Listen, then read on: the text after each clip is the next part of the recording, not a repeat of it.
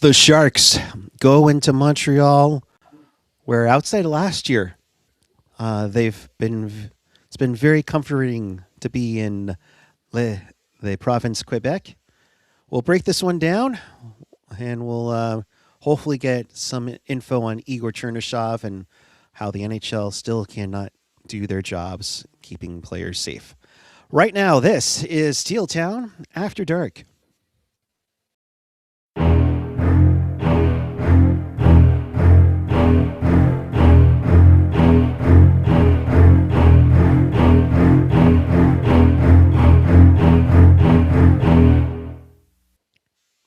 Good evening, everyone. It is March 14th, 2026. Happy Pi Day to you. We welcome you to this edition of Teal Town After Dark. This is your live, live and interactive Sharks postgame. It's also where you get to hear me cough because my allergies suck right now.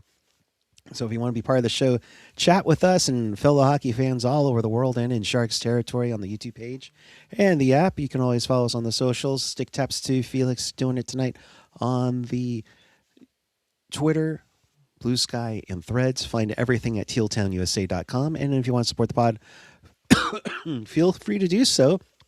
You can get some decongestant cough medicine with your donations on Venmo at Tealtown USA or a super chat donation. Yeah, forget my I need a new computer. I just need, some sort of decongestion, apparently. I am joined tonight by Tyler. Tyler, bud, do you have allergies? Not like seasonal kind. Not that I know of. Oh, okay. I am Lucky susceptible to fungal, though. That's not good. No. Like fungal's not fun. It just leaves like these weird, like plaquey flakes. Anyways, other than bodily. Anyways. Yeah, let's not talk about our bodily functions today. No. I mean, I'm glad we're starting off on a lighter spot, but yes, and it wouldn't be a game against Montreal without me saying clique sur le bouton d'abonnement. Merci de nous rejoindre patron hockey. That's right. Oui. Exactly. That was craziness there. Is Chernishov going to be okay? Let's hope and pray so. We haven't heard anything just yet. I am keeping a little bit of an ear on quotes and hoping that things will be coming out sooner than later on that. I've been reading a couple of articles, seeing if they've gotten anything. The only thing I've seen is kind of like an unconfirmed report. There's an article from SJ Hockey Now that says Chernishov went to the hospital. Okay. That's the most I've seen, and it doesn't really give any details. Which kind of makes sense as to why Montreal sent their thoughts to Igor Chernyshov, if that's the case, because then, yeah, that's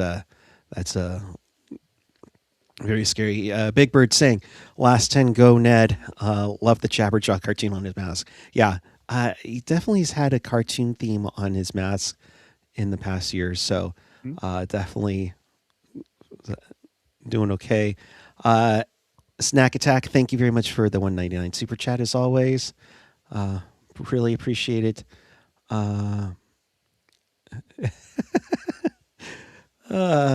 Felix saying, I'm going to pretend I understood all that. I might need to add French to my Duolingo language learning. Yes, and then you can teach me how to do it.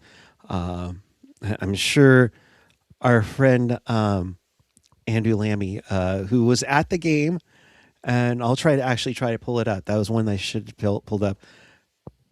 Had the guts to go to the Montreal Canadiens Sharks game with a Carey Price Sharks jersey. Tyler, that's a little bit of a gutsy move there, wouldn't you say? Yeah. I mean, you got to be a little worried that the Canadians might put you in the rafters alongside the jersey retirement. So just be a little careful trying to mess around with Carey Price in Montreal. Yeah. No, exactly. You gotta love it. But All of us are just like, did you seriously get a Carey Price San Jose Sharks jersey? And he's like, yes, I did. I know he did. God.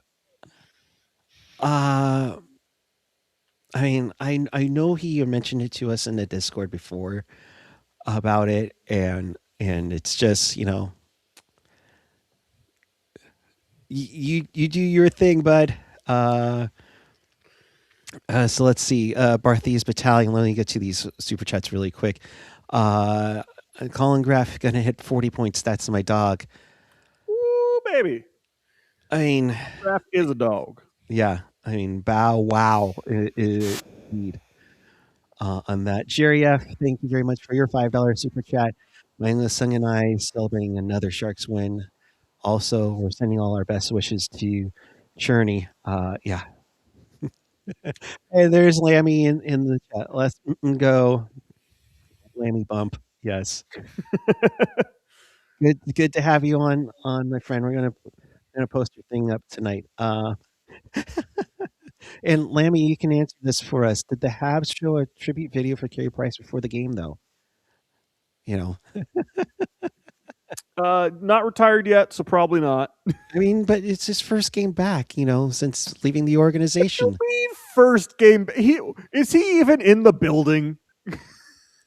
Of all games, he should be, though, right? No. I mean, No. You're gonna wait two till you're retired. You can go back to the organization that you've played you have played your entire career. He hasn't played a game in San Jose. Right. No, you're not going to go to the San Jose Montreal game when you're on San Jose's payroll. No. Come on. If he was playing, imagine if he was playing. I mean, if he was playing, that's one thing. Absolutely, Right. you do a little tribute video then. But he's not playing. Right.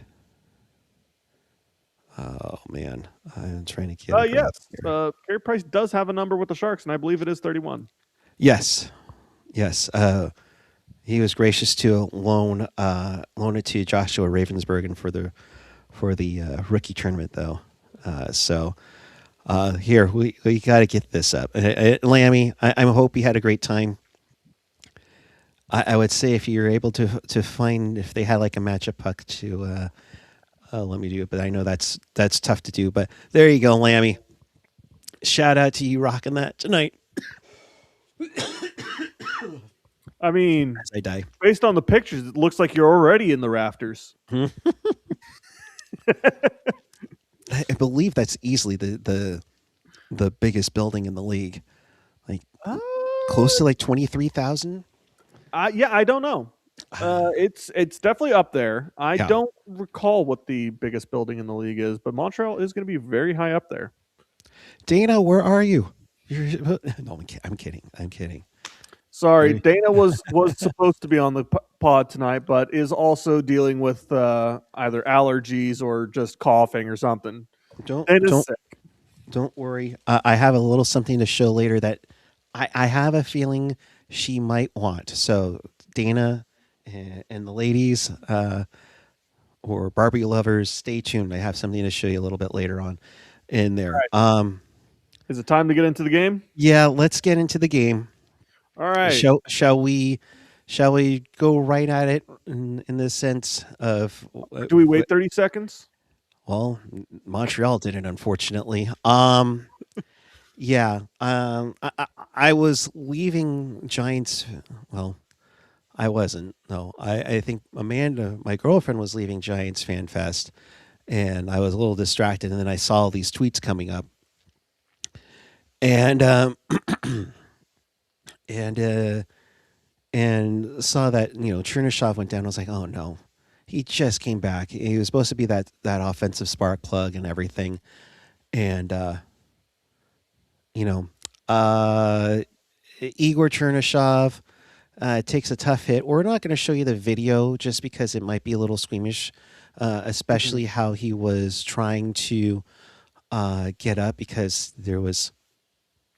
I mean, it was very painful to see someone that definitely, I don't want to say not with us, but definitely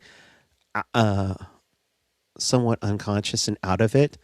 Mhm. So, uh, Yeah, but definitely I a mean, huge amount of disorientation. but more so than anything, the referee's looking right at this. You can't tell me he's not. Yeah. And definitely the arms over there, his stick is in there, so you can kind of say he also kind of tripped him up a little bit too. And then we go to this one where now he's up in the air, and that's as far as I'm going to show you guys on this. But it's not like it's like It wasn't like intent to injure. It wasn't like Gudis on Yeah. Matthews or anything like that. But it goes to show you that even little things are getting missed that can have a big impact. And there was some blood on the ice. Obviously, Chernishov tried to get up, but he wasn't 100% trying to get up, and the ref is still looking at it, and then blows the whistle till uh, you know. So um, I don't know, and I was a lot more livid earlier because I wanted to see this more on than just on the phone. But Mhm. uh, Yeah. your thoughts, my dude? So I could do a full breakdown. I've already done a full breakdown of what I saw on Discord. But yeah, you can just see that, you know, Matheson's stick does get kind of caught behind Chernishov's skate here, and what really happens is just in the play you can see his arm is actually just stuck there, and it's absolutely a hold. Like, I don't know anybody really in the NHL that's going to say when you have your arm wrapped around the shoulder of a player that it's not a hold. But what just really happens is in this situation, him getting his arm stuck, it forces Chernishov's shoulder back and his hips start to turn out wide. And then, as you saw in the next picture, his skates just go out from underneath him because he goes from being on his toes, pressing forward, to then being on his heels. And anybody that's ice skated before, that's a great way to plant yourself onto the ice. But as bad as this is and as angry as this play does make me, none of my anger is really centered around Matheson. This is just one of those plays. It's unfortunate. It is a penalty. Whether or not you meant to do something doesn't matter when it comes to a penalty. But he just kind of gets caught up as he's trying to defend Chernishov. But I don't know why the ref doesn't call this. Change of possession, players injured. It's easy to see. I don't know why this isn't a call. And no, I don't expect to see anything from the NHL because realistically, Matheson didn't do anything. I know we're not showing the video here, but when you're watching the video, you can see Matheson's not looking at Chernishov. His focus is completely on the puck and on the play, and he just gets caught up. So I don't think there's going to be any supplementary discipline for Matheson. This just should have been a 2-minute penalty, even though there is an injury. It's not. It's not any intent to injure. It's not a major. Unfortunately, this is just one of those things where it happens in hockey. At the same Oh, time, you can say he's got his hand on him, he's got his stick on him. You got to oh yeah. let him go. The puck isn't near them. The puck was actually going the other way. They had overplayed it, and you could call interference. Hell, I mean, if you saw what you saw, and you gather it around and be like, well, yeah, ref's looking right at it. So I mean, and I know somebody was saying, oh, maybe he was just looking at the puck. If you're just looking at the puck, then you should not be an NHL referee. Oh, absolutely I not. mean, I mean, I'm sorry, and Even and lower level refereeing, you are taught you need to be paying attention not only to where the puck is, but to what plays happening around it. And right here, why would you be looking at the puck? There's nobody near it. You're not there to officiate the puck. You're there to officiate the players. yeah, and it's not like we didn't create the rule for you call 5 minutes for interference. and then review it, and then you can call no penalty. You can call 2 minutes for holding. Honestly, 2 minutes for holding. Yeah. To it, but you don't tell me you didn't see it. You didn't see it. Don't tell me you didn't see it. Yeah. There's no way So you didn't see that. no, but again, this is the third time a Sharks player has head contact during a play, and nothing's getting called. Nothing's getting called. And yes, we all know George Peros was a former Montreal Canadian, just like how he was a former Anaheim Duck. And Yeah. we all know how those good old hockey boys like to take care of their guys, or their teams. Yeah. I So know we had a very heated discussion on exactly the nature of the current Department of Player Safety, who does not have a good safety record, yeah, as well as, this isn't just something that's been an issue with this disciplinary committee. Even back when it was, I'm sorry, you said his name earlier, and I'm blanking. Shanahan. yeah, Even back when it was Shanahan, we were still having these issues. That it's not but an issue with player safety specifically. This is a problem with the commissioner, who yeah. keeps putting these guys who don't put the player safety as a primary concern. And I didn't mind Shanahan that badly because I thought he was trying to get these steps. You look at, and we had this conversation again, beforehand. You look at what he was trying to do with Rafi Torres, Mm-hmm. suspending him a half a season for something, and you go through over and over again about what he did. And you know what? Absolutely, he deserved it. As opposed to the goon that is George Peros taking care of his Anaheim Ducks with a guy who's got 5 suspensions previously and only took out the U.S. probably the best U.S. born players that you're marketing. Yes, he plays in Toronto, but uh, there's that done for the year. But yeah, just 5 games. So I understand why Toronto's having a shit fit about March 30th. And Mm-hmm. George Peros is going to be there. Better not have anything happen. Yeah, better not have anything happen because I'm here. Yeah, okay. Well, how about do your fucking job even when you're not at the fucking rink? Do your fucking job and be the leader of the department of what was it? What was it? Player safety? Yep. Player safety. Yeah. What a novel idea.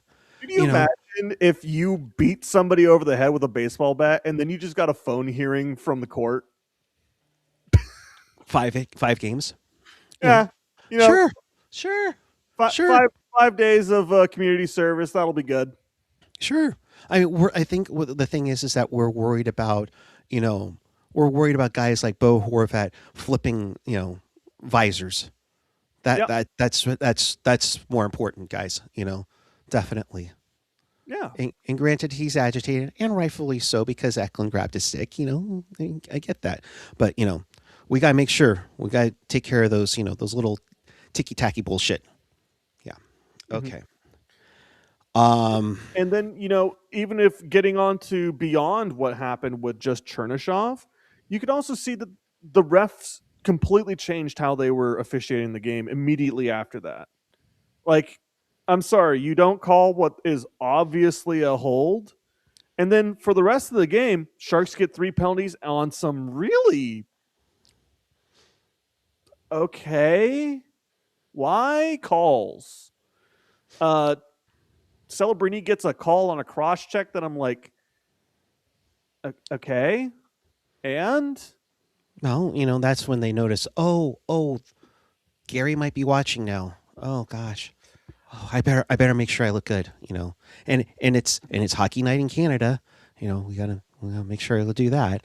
So, and uh, I know I've got a completely different read on it. The way I see it is this is the NHL's whole bullshit around managing the game of originally they were just going to swallow their whistle. They weren't going to call anything. And then 30 seconds in, there's a major injury that they don't call. So they immediately switch up to, oh, no, now we're going to call a tight game yeah, because we don't want retaliation. No. You're not allowed to retaliate. San Jose didn't even retaliate, and all of a sudden we're still getting all these random calls out of nowhere, and I'm just like, what is going on? It's almost like they were looking for calls because both teams got too many men, or as we like to call it on this show, because we love you, Shalina Goldman, hella dudes on the frozen pond.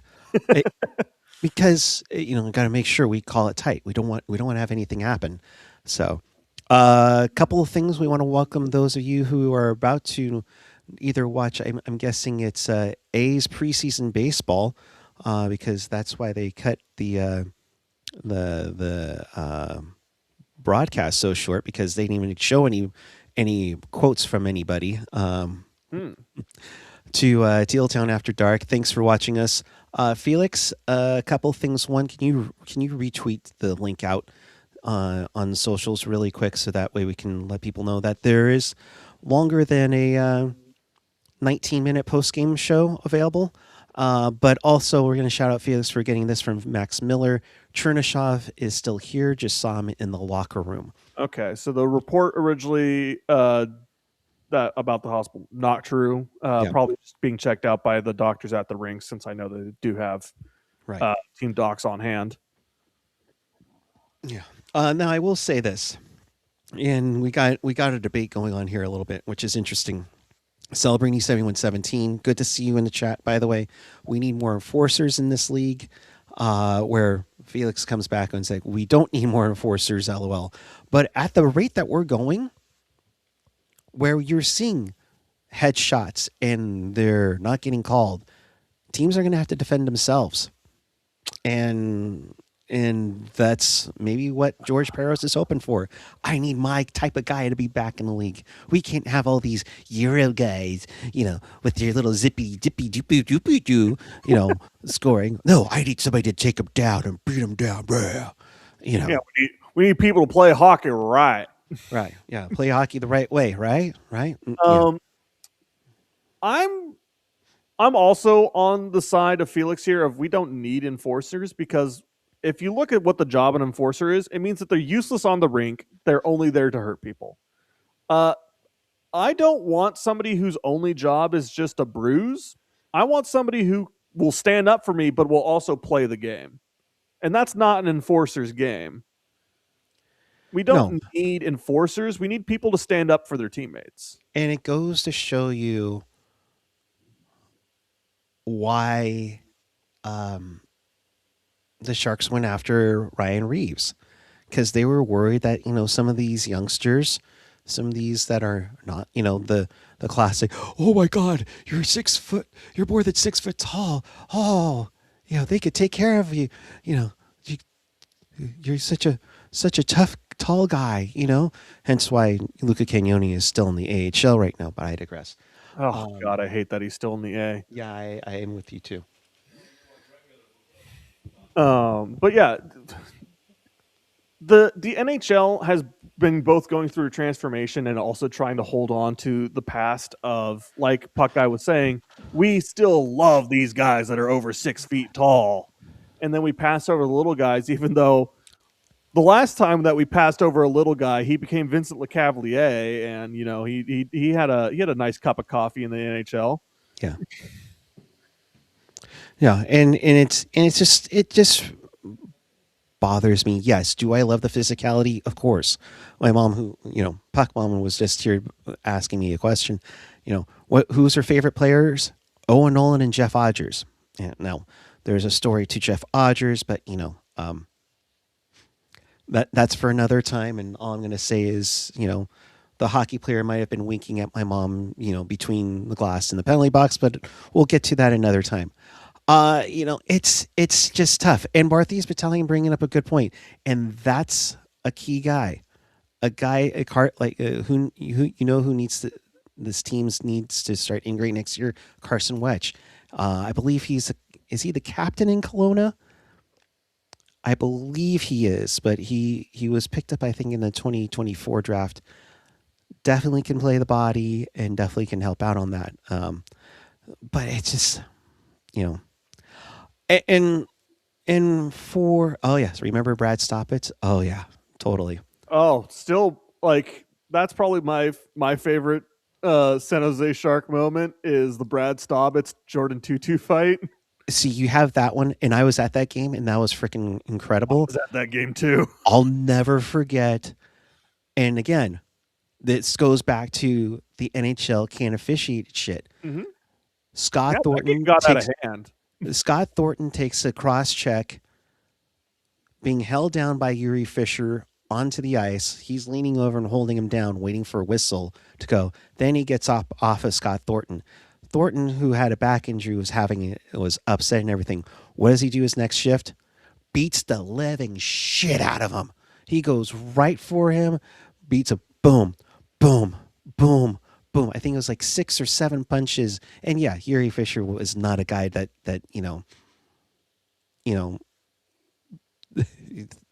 for it, but known for being kind of a fighting guy.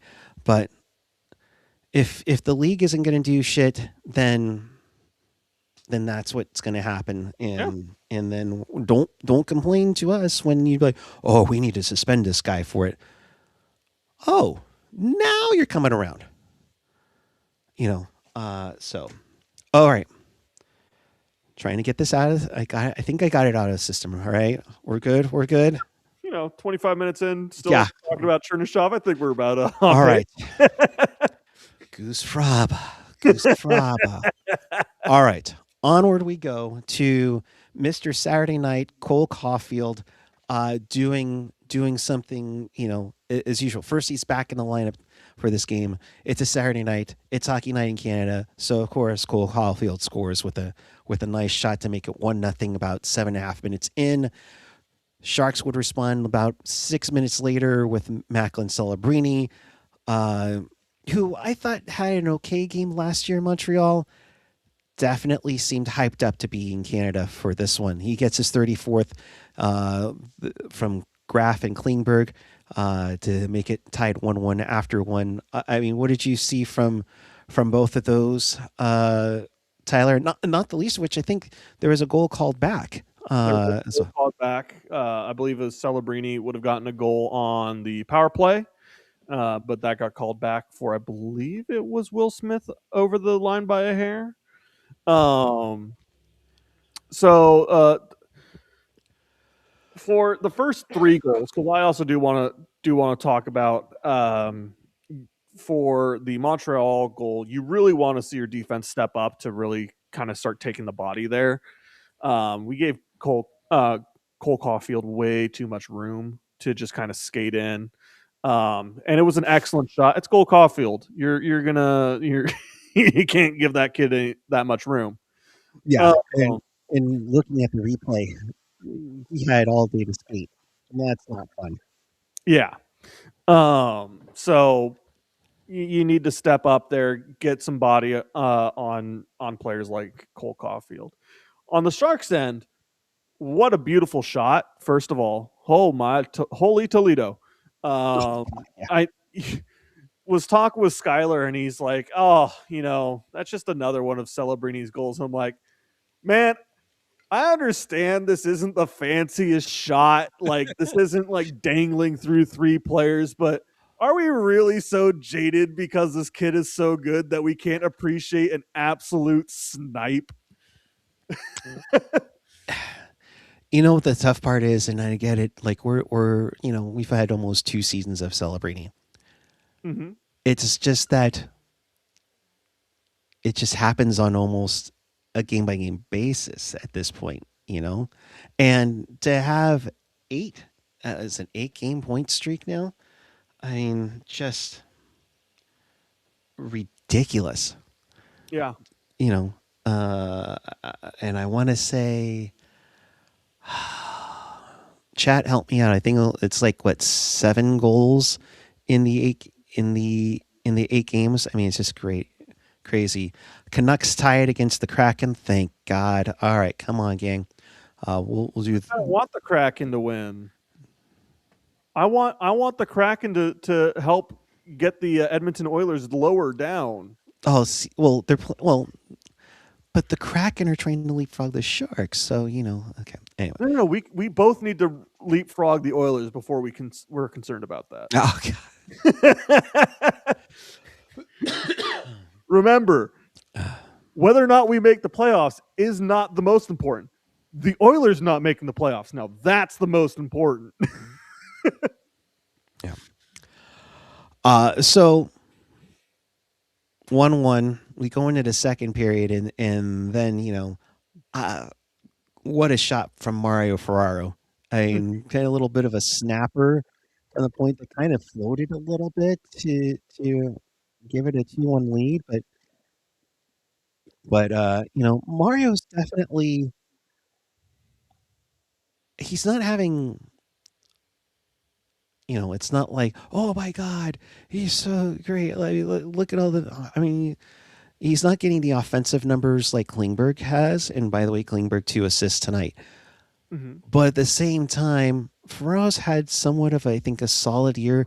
And I think the pressure of him not being the main part of the main top unit, I think kind of helps things a little bit. Yeah. No, I definitely think the reduced pressure to be the next guy in San Jose is definitely helping him out. I thought that Ferraro had a fairly decent game today. Sorry, having to formulate sentences can get hard.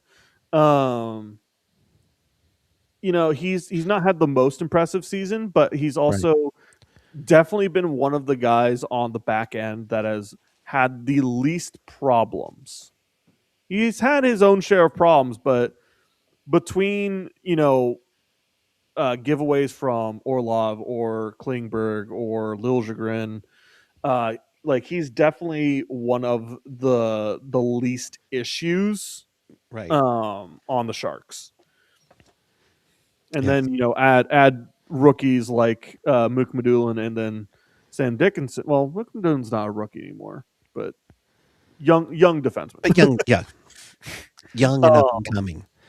Yes, and they've been making their own share of mistakes. They had both of those players had fairly good games today. I don't remember there were many gross defensive breakdowns today. I know there was a couple of really bad passes, but those weren't on the defense, if I remember.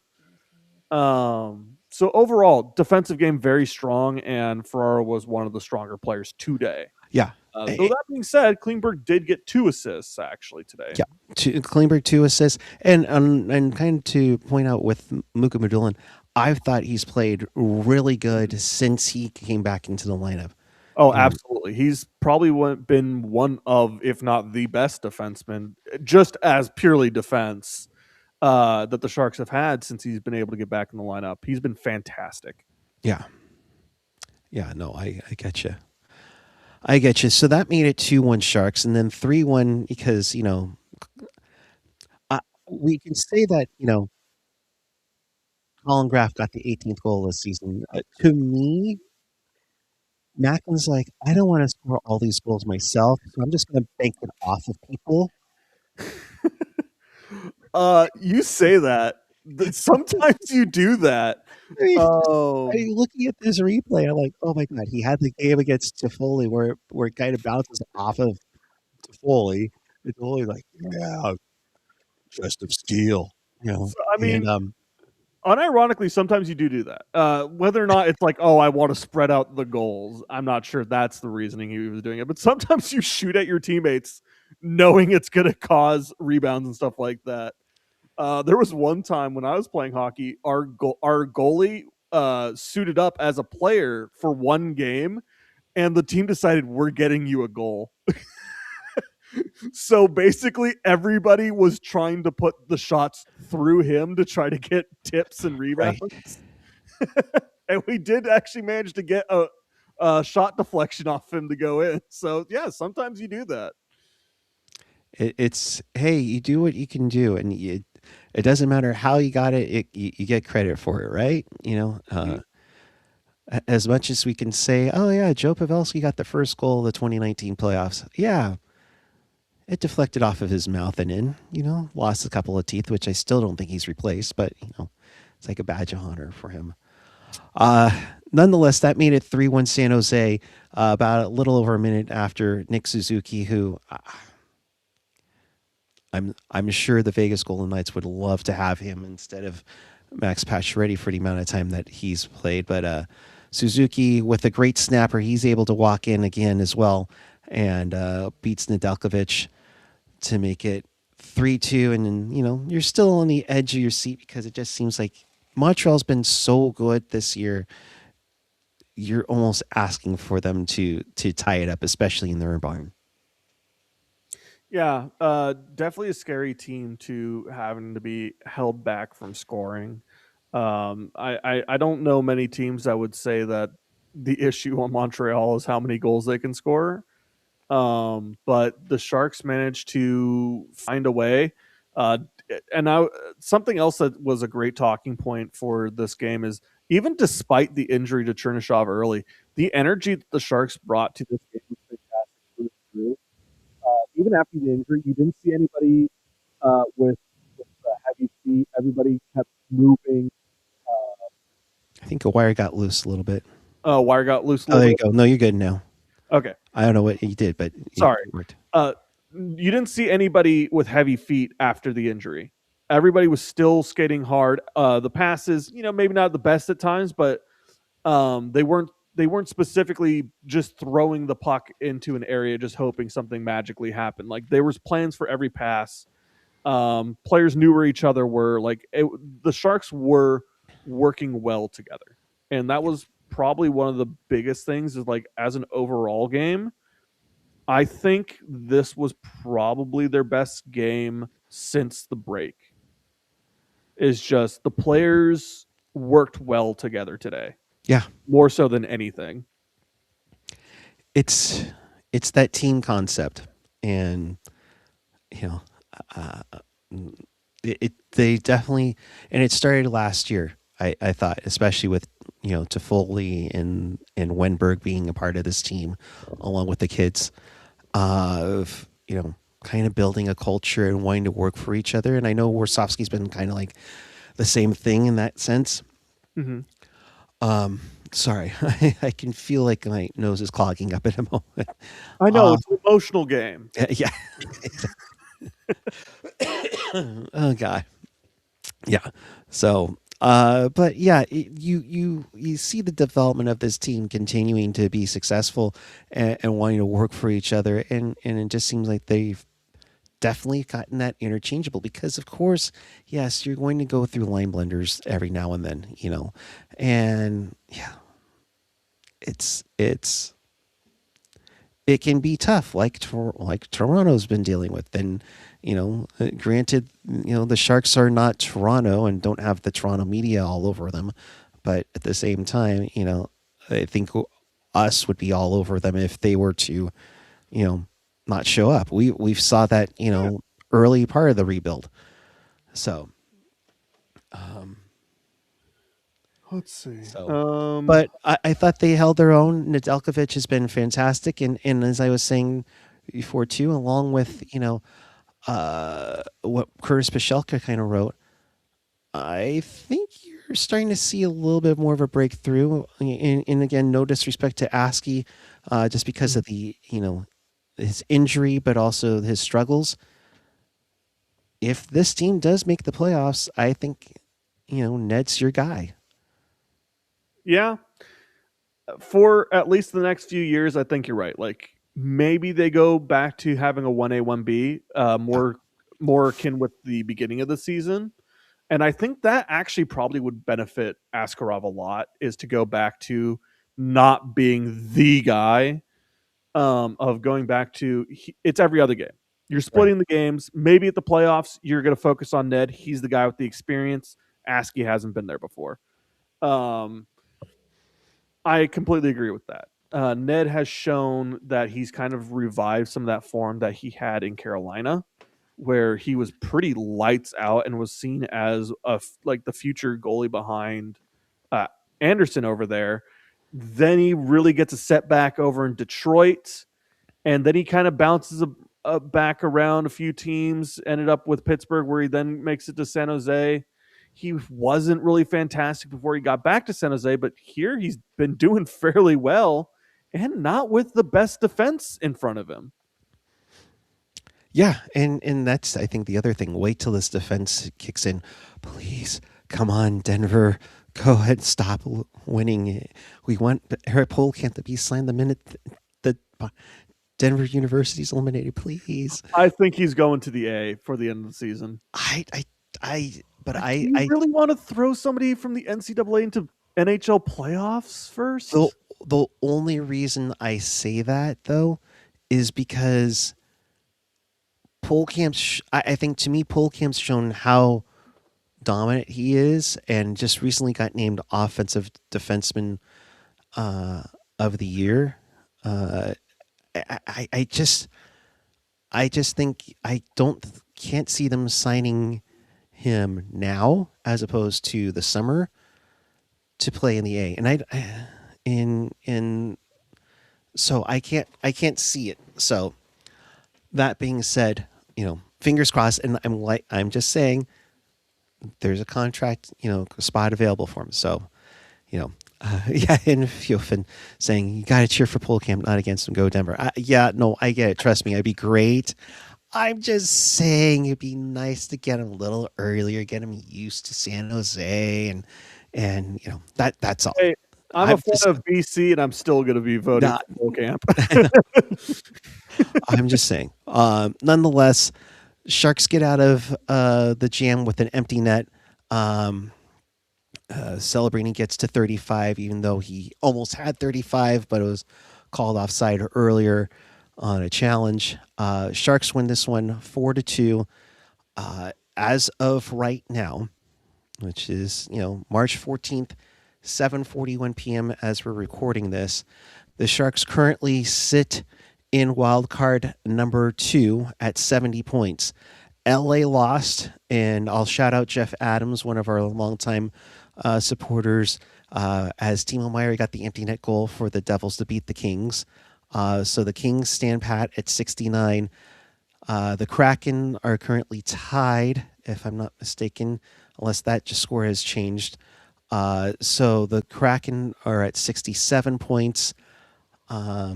And the Predators are at 67 points as we speak right now. So the Sharks for sure will hold the final playoff spot going into Sunday's matchup against Ottawa, which, this isn't your recently traded away Erik Karlsson's Ottawa Senators. This team, I think, has been on a roll lately. What did I say? 10-3-2, if I'm not mistaken. So we'll see on how that goes on that part.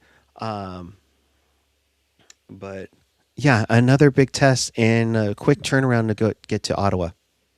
Yeah, it's going to be really tight between all the teams that are still in the playoff race in the West. There's a lot of teams that are in that playoff range for the final wild card spot. As you mentioned, you got Predators, you've got the Kraken, you've got Sharks, and you got Kings. Because beyond that, there's not really, the Blues. Maybe it would require a lot for the Blues to be able to make it. Yeah. And then same with the Jets and their recent records. The Blues actually have a decent recent 10. They've won 7-2-1, and they've won 2 in a row. Mm-hmm. And Winnipeg's trying to hang in there, but I think they got behind the 8 ball so early on. It's trouble. Yeah. But it's really a 4-horse race for that final wild card position. And it's going to be tight. And the thing is, technically, we're saying for the final wild card spot,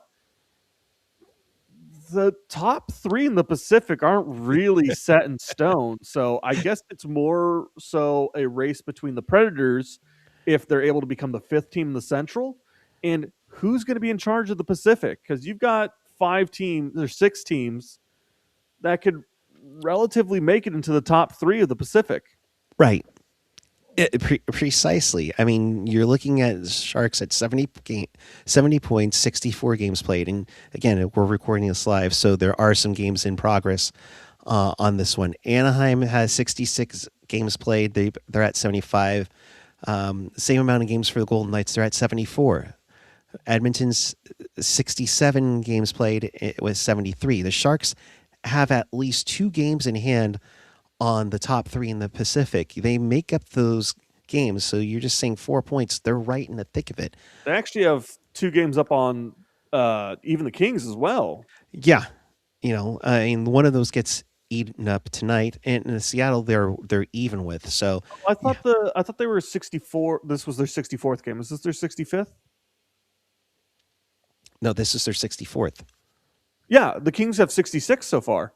Yeah, but no, I'm saying the Kraken have 64. Up. Yeah, no, I'm saying. Oh, I thought you said they burned one of those games today. No. Oh, I meant like they'll burn it tomorrow in the back. Oh, sorry, my bad. No, you're good. You're good. So it's going to be quite interesting. And now we're getting some quotes. So pardon my distraction here. But still, they're on a good trajectory. They need another big win tomorrow in Ottawa. If they can avenge their recent trip to Edmonton and make this a huge road trip. That's just beautiful. So, and I was laughing at the somebody, I think it was Felix, put out the abolish they lose your point. Yes. God, could you imagine if by the end of the season, teams like the Kings and Vegas, they have a quarter of their games losing in overtime? Oh my God. And then those are the ones that are like, oh, and Vegas is the Pacific Division winner, and the Kings get into the playoffs while the Sharks sit at home. Yeah. Again, it's all house money for the Sharks, though. But I'm all for awarding a points to making it to OT, but let's do the 3-2-1-0 system. Yeah, I completely concur.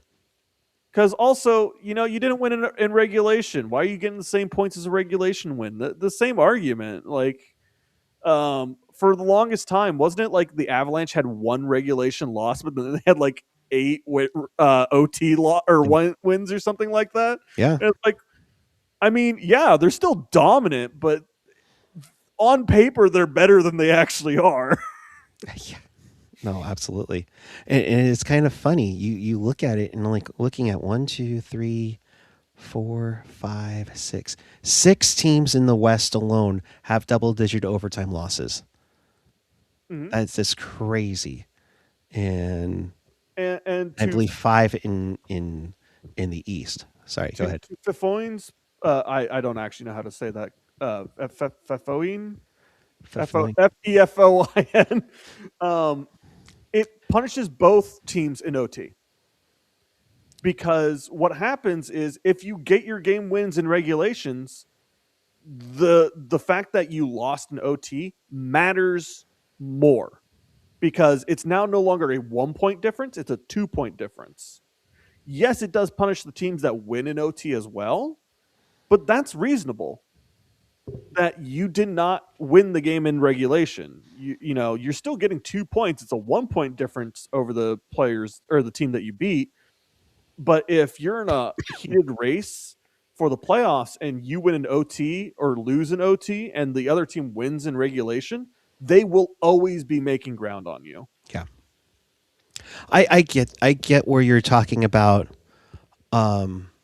how that loses, how it loses the point. I get that. I think to me it pushes them to try to go for it in regulation rather than kind of skating back in your own zone or behind your net, where you're just trying to let the clock run to 0 to get that 1 point.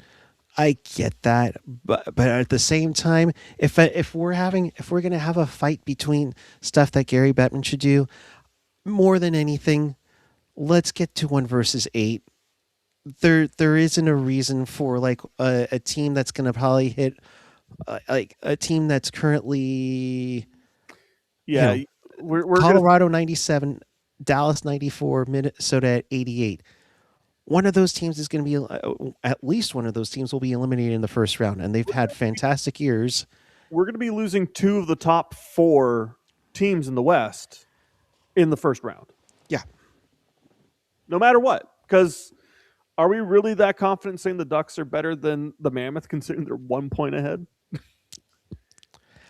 They have a harder division. Like, it's just harder to get points. I would easily say that Utah is better than the Ducks right now. No, and you look at the goal differential alone, and Utah's plus 21, Anaheim's minus 11. And granted, Dostal has been fantastic for them, and take nothing away from Melka and Vanacek in Utah. Sorry, guys, and girls, and everybody else. Just this thing keeps bugging me. But you need to get to 1 through 8.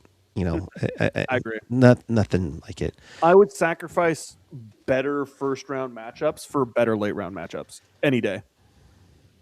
I hate when we see the teams that they're some of the best in the league, and then they get matched up against another team that's like the best in the league in round 1, and it's just like, okay, first of all, it is a lot harder to watch every game in round 1 than it is to see every game in round 3. There are 8 matchups in round 1. I can't watch all 8. There are only 2 matchups by round 3. I want to see that round 3 matchup be some of the best hockey I see all year. And sometimes, because of the system we have, it's just not. Yeah. It's just crazy. Getting some quotes here now from here. So sorry, my apologies for being distracted, my friend. And by the way, the Barracuda are playing Tucson, or as Jules says, Tucson, and the Roadrunners are up 3-1 in the first period. From Shang, celebrating on how long it took to collect himself after the Chernishov hit. Quote, I said to Will on the bench there, kind of took us out of the game a little bit. It was really scary. He's back around the team right now. I hope he's all right and he doesn't feel anything further. I also saw earlier somebody mentioned that he actually did go to the hospital, but then he came back. Yeah, so apparently he did go to the hospital, came back. Which that probably is good news that the doctors did not feel they needed to hold him over for evaluations, which that is actually fantastic news. Great news. But I hate to see, how he tried to get himself up. I'm guessing he thought he was a little bit better from it, but my he guess was not. He did not realize, because that's the thing with concussions, is depending on how you hit the brain, and this is not exactly well documented because it's something so hard to document because you can't really experiment with it. Of like, depending on how you hit your head, you may not even realize you're concussed. Right. There was a situation I had where I got hit in the head with no helmet on because I was not on the rink. I got hit in the side of the head with a puck. I didn't even realize what had happened. Yeah. All of a sudden, my vision just went fuzzy. It didn't hurt. I didn't even feel that I got hit in the head with the puck. My vision just went fuzzy, and I just kind of lean back and I look at my teammates, and everyone's just staring at me like, "What the hell? Are you all right?" And I'm just like, "Yeah, I'm fine." Yeah. No, like, okay, you just got hit in the head with a puck. I'm like, oh. And again, I think this is more me being a little sensitive to it because I've dealt with it. I took 2 concussions when I played junior B hockey way back in the day. And then I won't get into the whole pool filter incident which blew up in my face. Yeah, though. Well, You want to see a fugly picture of me? I mean, first off, this is already fug. I don't know why my girlfriend Amanda thinks I look this great or something. But I mean, things come to mind. The two things what come to mind? Oh, I don't know if we should be talking about this on the podcast. Here, you want a fugly look? That's a fugly look. Ooh. Be careful with the pull filter, my friends. Yeah. So, yeah. So I'm just be careful. That's all I'm saying. I hope he's okay. Mm-hmm. Well, If he's good to go, let him come back on Tuesday against Edmonton. No need to rush him. And to talk about what California Cruisin mentioned. Yeah, he said oof, or No, they no, no, said the one oof. before that. Oh. How he got a concussion. So like that's one of the biggest things that you look for when there is a concussion is you always look for were they knocked out? Was there loss of consciousness? I'm not entirely sure when it came to Chernishov if he was actually knocked out or if he just lost motor function. But like grade 1 versus grade 2 is a huge difference in terms of severity. And I'm very sorry, California Cruising, because that's not good. Grade 2 concussions are bad. But I'm hoping that it was only just a severe grade 1, because you could see in the replays that he's still moving his legs even as he's sliding, which gives me an indication that hopefully he was not unconscious. But he So was some sort of out of it, and that's the oh yeah, he concern was I very have. disoriented, very disoriented. Yeah. But I'm just hoping that he never had a loss of consciousness. Yeah. So, nonetheless, it's so far good news that we're hearing, which is incredible. Warsofsky, or is it? I'm trying to pull it up here. I lost it. From Max Miller, Warsofsky on the hit on Chernishov. Quote, I don't think the player is trying to do that. I think he's talking about Matheson here. I probably think that it may have been an interference penalty when you look at it, but I don't think Matheson was trying to play that type of hockey. So I think that's kind of the understanding that it wasn't, inadvertent. It wasn't malice or anything of that nature. So Max also saying from Celebrini on the immediate, or I already said that one. Where's the other one that was on here? From Sheng, had a laugh with Celebrini about the second straight game with an assist off his teammate's chest. Is he aiming there now? Max said, no. I mean, when you look at it, it's funny. That's the game. That's the way the game works. We had a 2-on-1 earlier in the game, and then that one goes in. That's the way it goes sometimes. I'm just saying, if he does it tomorrow against Ottawa, Once an occurrence, twice is happenstance, 3 times is a pattern. Is that what it is? Yes, exactly. Warsaw is pointing out Ferraro and hometown kid Desharnais as being particularly strong on defense tonight. Yeah, the defense has definitely been getting better on there. Desharnais went on to say, we stayed calm. We didn't panic. I think in the past, we've been on our heels a bit more the last few games where we've had the lead. We don't just back up. We play smart. We keep it simple and keep short shifts, which goes a long way. We stay fresh. I think that's what we did tonight in the third period. So good news all around. Thank goodness for that. So yes, in California Cruising, yes, the Habs even wrote an apology. I think I saw somewhere that Matheson, who's this from? Stu Cowan. Stu Cowan from the Montreal Gazette, from via Mike Matheson after the game, asked about his first period hit on Igor Chernyshov. Matheson said, it's really weird. I hope he's okay. I kind of left the play and kind of went the other way and made it always the other zone before I realized he was even down. Turned around and kind of saw him stumbling. Definitely pretty scary. It didn't at all feel like a heavy contact, and I didn't think it was either. Again, I think it was just that thing of he wasn't even paying attention. Like puck stayed while Chernishov was going the other way. Like if you're watching Matheson in that replay, his head's not even paying attention to Chernishov. He's still looking at the play, and he's just kind of getting pulled by Chernishov because he got caught. And that's why I'm like, I don't think there was any intention behind it. I don't even think, like you said, I don't even think he knew it happened. Yeah. But nonetheless, he went on to say, no intent, and hopefully it was okay. So let's hope all is okay. The Sharks will travel to Ottawa and play against the Senators. That's a 2 p.m. start, and it is Sunday, so that means it's a Pucknologist takeover. Ian and I don't know who. I don't know if it's me, if it's Jules, whatnot. It will be a Pucknologist takeover, so we will have the recap of the game plus the recap of the week that was in Sharks hockey. Let's hope the Sharks can win that one. That kind of gives them a little bit more of a padding for this week. So it will be an interesting one for sure. About time for us to wrap up as we cross the hour mark. Yep, pretty much. All right.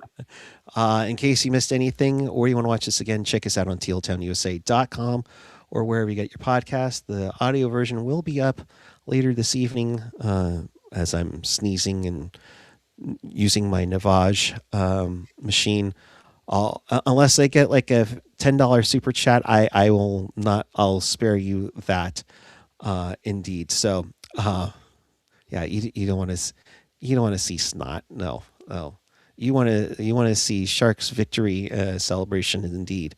So Tyler, my friend, thank you very much for this as always. Your final thoughts on this evening? Pretty much my final thoughts are just that the season is still managing to kind of keep that same pace that we had at the middle part of the year, whereas like we'd gotten over the hump of those first few losses. Same thing with after the break where we had a couple of losses. We were feeling really down. And then we finally get over that hump and the games are starting to pick up again. Defense is starting to click. Offense is starting to look a lot more lethal. I'm consistently, Misa seems to be a lethal option on offense once again. You're just kind of seeing Wenberg start to fall back in probably that role that we're expecting him to take over the next few seasons. A little unfortunate that we didn't get to see Chernishov have more of an impact in this game, see what we could really expect from him in like next season, because I expect him to be up all year next year. Because we did have a bit of a line jumble after that. I remember at one point Misa was on with Celebrini. But a lot of good versatility in the lines, and we are again seeing kind of that hope in these young players continuously being able to be brought up. And you know what? I want to give him some kudos because I know he's been in the hot seat a couple times. I really do think that this is what Warsofsky's been working on. That even in the times of the year that I didn't agree with him, he managed to do fantastic work with both Misa and Dickinson's been getting a lot better throughout this year, far more consistent at their fundamentals, and now they're starting to get some more important roles, and they're able to flourish.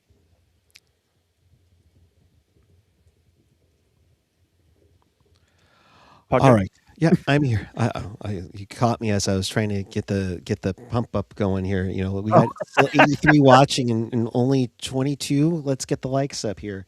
I'm already going to say that when I told Dana about this, that you know, I totally thought of her for it, but the Sharks have been sending me stuff and to promote, but I'm like, Dana, this totally has you over it. So this is going to Dana here. On Saturday, when the Sharks take on the Flyers, they've teamed up with Barbie to turn the tank pink to celebrate girls hockey. There's going to be all kinds of this arena giveaway. I think there's like this one's the light pink, and this is actually really nice material of a fanny pack here. I think there's like a powder blue and a hot pink one as well. So this is going to be a fun one, you know, with that for Barbie night at the tank on Saturday. Nonetheless, come on Sharks, Keep it going. It's gonna be good. And yes, it should be mentioned for those who are what I call Mac tracking. By the way, Celebrini's at 94, 6 more till he hits 100, and the Sharks have 18 to play. So what you're saying is we should expect another Macklin Celebrini compared to Wayne Gretzky and Sidney Crosby at about 6 points. There's a chance. I mean, there is an absolute chance that Celebrini can surpass. I think it's 114 points. Joe had his first full season in San Jose, and I believe Erik Karlsson was the only other one that hit 101 points. Mm-hmm. So, yeah, I mean it'll be crazy. Yeah, and he won't get to 56 goals for Cheech, but still. Oh, there's time. Jeez, don't put any pressure in it. Well, at all. So, the big one to me though is Graf is at 18. I think Toffoli's at 17. There's going to be. I would love for this team to have multiple 20 goal scorers by season. Oh, you mean Colin Graf and Colin Graf, Toffoli, Smith. Mm-hmm. It might be fair stretch to say maybe Wenberg. It'd be nice to have some variety in the goal scoring as well because you're going to need to come playoff we time. Can expect more out of Wenberg, or not. I don't know if Wenberg will become a 20 goal scorer for us, only because I kind of don't expect him to have that role in the future.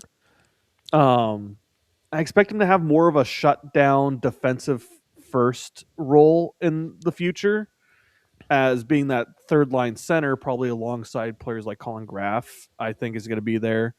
Yeah, technically Sherwood's at 20, but little asterisk. We'll get him next year, right? But yeah, I want to. I expect Eklund is going to be a lot more of a scoring threat because I've seen some fantastic work between Eklund and Misa in even just a few games. They seem to really have a something clicking between the two of them. And then calling up somebody like Chernishov, who knows? Is he going to be up with Celebrini? Is he going to be with Misa and get the Saginaw connection? Who knows? Yeah. Who knows? And Eki's got a little bit of ways to go, but yeah, it'd be nice to see them take it to the next level, especially down the stretch here before potentially playoffs. And yes, sure, is already at 20, but all but 3 of those I think were with the Canucks. So yeah, we'll be back with you following Sharks and Senators tomorrow. So roughly a 4:45 start, an early start for Pucknologists with Ian and company. I don't know who's going to cover it because I believe AJ's out. So until then, thank you for watching and keep it real, keep it teal, keep it real teal. Have a great night, everyone. And I'm off to have some Claritin and cough syrup. Good night, everybody.